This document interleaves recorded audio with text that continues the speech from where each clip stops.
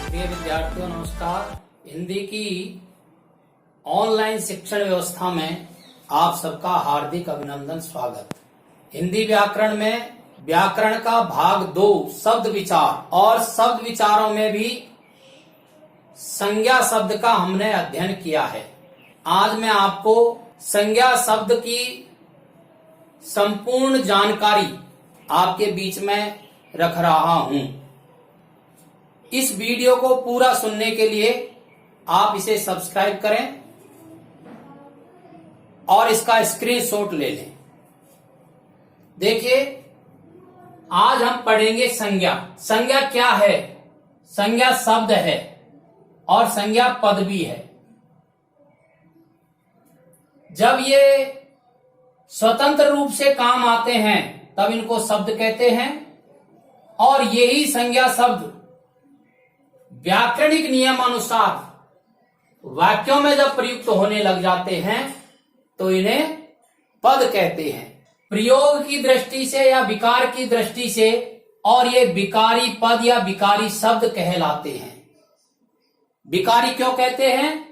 क्योंकि इनके अंदर लिंग, वचन, कारक और पुरुष के कारण से विकार यानी परिवर्तन हो जाता है। लिंग के कारण कैसे हो जाता है? लड़का जाता है, लड़की जाती है।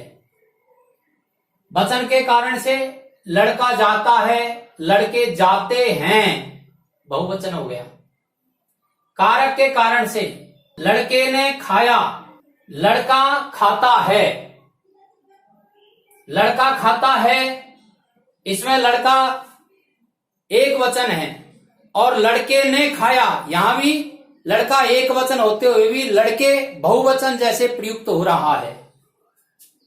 और पुरुष के कारण से परिवर्तन हो जाता है। प्रथम पुरुष, मध्यम पुरुष, उत्तम पुरुष के अनुसार इनमें परिवर्तन हो जाते हैं। इन संज्ञा पदों या संज्ञा शब्दों को दो प्रकार से समझते हैं, परिभाषा और प्रकार। संज्ञा की परिभाषा क्या है? संज्ञा किसी नाम को कहते हैं। नाम किसका होता है? व्यक्ति, वस्तु, स्थान का होता है। तो परिभाषा क्या बनती है? किसी व्यक्ति, वस्तु, स्थान के गुण, धर्म, दोष, स्वभाव, स्थिति, अवस्था और भाव को संज्ञा कहते हैं। संज्ञा कितने प्रकार की होती है? तो यहां बताया गया है संज्ञा 3 प्रकार की होती है। व्यक्तिवाचक संज्ञा, जातिवाचक संज्ञा और भाववाचक संज्ञा। व्यक्तिवाचक संज्ञा के उदाहरण हैं राम, गीता, चूरू। राम व्यक्ति का नाम है, गीता पुस्तक का नाम है, चूरू स्थान का नाम है। जातिवाचक संज्ञा के उदाहरण हैं नदी, घोड़ा, सत्ता है, समूह का बोध करवाते हैं। भाववाचक संज्ञा के उदाहरण हैं जवानी, ईमानदारी। व्यक्तिवाचक संज्ञा किसे कहते हैं? व्यक्तिवाचक संज्ञा को समझने के लिए आपको शब्द याद रखना है विशेष। जिन शब्दों से किसी विशेष व्यक्ति, विशेष वस्तु, विशेष स्थान का बोध होता है उसे व्यक्तिवाचक संज्ञा कहते हैं। जातिवाचक संज्ञा को याद रखने के लिए आपको समूह याद रखना है। जिन शब्दों से एक प्रकार के समस्त समूह का बोध होता है, एक प्रकार के व्यक्ति, एक प्रकार के वस्तु, एक प्रकार के स्थान के समस्त समूह का बोध होता है, उसे जातिवाचक संज्ञा कहते हैं। भाववाचक संज्ञा जिन शब्दों से व्यक्ति, वस्तु, स्थान के गुण, दोष, धर्म, स्वभाव, स्थिति, अवस्था का बोध होता है उन्हें भाववाचक संज्ञा कहते हैं। व्यक्तिवाचक संज्ञा, जातिवाचक संज्ञा और भाववाचक संज्ञा में क्या अंतर है? व्यक्तिवाचक संज्ञा और जातिवाचक संज्ञाओं के मूर्त रूप होते हैं। ये नाम होते हैं। नाम होने के कारण जैसे ही इनका नाम बोलता है तो इनका एक मूर्त रूप हमारे सामने आ जाता है, इनको हम देख सकते हैं। लेकिन भाववाचक संज्ञा नाम न होकर के उन नामों के गुण, दोष, धर्म, स्वभाव और अवस्था होती है, इनको हम केवल अनुभव कर सकते हैं। इनका भाव निकलता है, मतलब निकलता है, अर्थ निकलता है। अर्थ, भाव और अनुभव के द्वारा ही भाववाचक संज्ञाओं को समझा जाता है। संज्ञाओं की रचना कैसे होती है?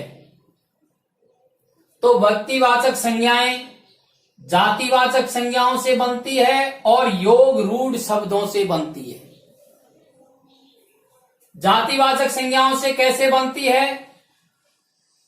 जैसे जाति है गांधी, पंत, मालवीय, गुप्त, वाजपेयी, ये जातियों के नाम हैं।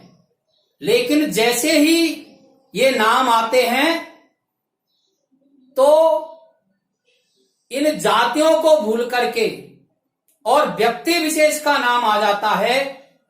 इस प्रकार से जातिवाचक संज्ञाओं से व्यक्तिवाचक संज्ञा बन जाती है। ऐसे योग रूढ़ शब्दों से भी मूलतः वे जातिवाचक होते हैं, लेकिन रूढ़ के कारण से किसी विशेष व्यक्ति स्थान का ही बोध कराते हैं। ऐसे शब्द भी व्यक्तिवाचक संज्ञा बन जाते हैं। जातिवाचक संज्ञाओं की रचना कैसे होती है? तो व्यक्तिवाचक संज्ञाओं से जातिवाचक संज्ञा बन जाती है, विशेषण शब्दों से जातिवाचक संज्ञा बन जाती है, भाववाचक संज्ञा से जातिवाचक संज्ञा बनती है। व्यक्तिवाचक संज्ञाओं से जातिवाचक संज्ञा कैसे बनती है? राम, रावण, जयचंद्र, चंद्रगुप्त, ये व्यक्तियों के नाम हैं। लेकिन ये नाम जैसे ही आते हैं तो इन व्यक्तियों का बोध न होकर के इन व्यक्तियों के जो गुण थे, स्वभाव थे, उसके अनुसार के समस्त प्रकार के व्यक्ति, वस्तु और स्थानों का बोध होने लग जाता है। इस प्रकार से ये व्यक्तिवाचक होते हुए भी जातिवाचक संज्ञा बन जाते हैं। रावण, रावण का अर्थ 10 सिर वाला रावण नहीं। रावण का मतलब रावण जैसे जिसके अंदर गुण है वो समस्त लोग रावण के पर्याय बन जाते हैं। विशेषण शब्दों से जातिवाचक संज्ञा बन जाती है। गरीबों, अमीरों, अंधों, लंगड़ों की सहायता करनी चाहिए।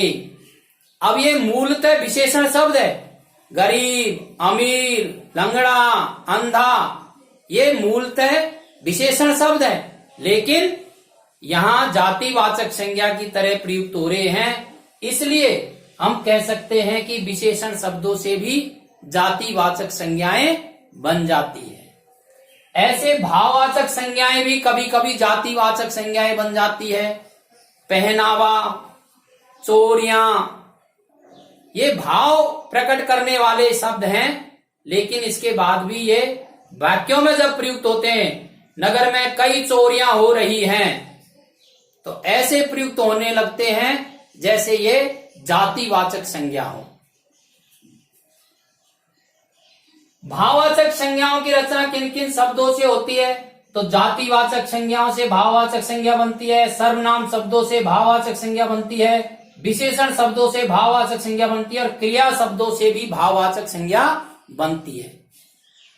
इन संज्ञाओं को बनाने के लिए इन शब्दों में आई, ता, इक, ए, पर, से ऐसे अन्य अन्य प्रत्यय लगा करके और इनके रूप बदलते हैं। जैसे जातिवाचक से बच्चा से बचपन, सर्वनाम शब्दों से आप से अपनापन, विशेषण शब्दों से विशेषण शब्द है जैसे लंगड़ा, लंगड़ापन, क्रिया शब्दों से लिखना, लिखाई या लिखावट। अब कई व्याकरणों में संज्ञा के अन्य भेद भी बताए जाते हैं। दो भेद और वहां आपको समझाए जाते हैं, समूहवाचक और द्रव्यवाचक। हम हिंदी की व्याकरण में समूहवाचक और द्रव्यवाचक इन दोनों भेदों को जातिवाचक संज्ञाओं में ही पढ़ते हैं। जिस प्रकार से इन पदों के विकारक होते हैं, इसी प्रकार से शब्दों का निर्माण कैसे होता है उसके भी तत्व है। तो शब्द बनते हैं संधि, समास, प्रत्यय, उपसर्ग, इनसे शब्द बनते हैं। जातिवाचक संज्ञा, भाववाचक संज्ञा और व्यक्तिवाचक संज्ञाओं के संबंध में एक विशेष जानकारी है। क्या है? जातिवाचक संज्ञा बहुवचन में प्रयुक्त होती हैं, जबकि व्यक्तिवाचक व भाववाचक संज्ञाएं एक वचन में ही प्रयुक्त होती है। इस प्रकार से ये संज्ञा का संपूर्ण चार्ट और संज्ञा शब्दों की संपूर्ण जानकारी आपके पास है। इसे सुनने के लिए सब्सक्राइब करें और इसका स्क्रीनशॉट लेकर के आप अपनी कॉपी में याद उतार लें। कम से कम 2 बार इसे सुनें। धन्यवाद।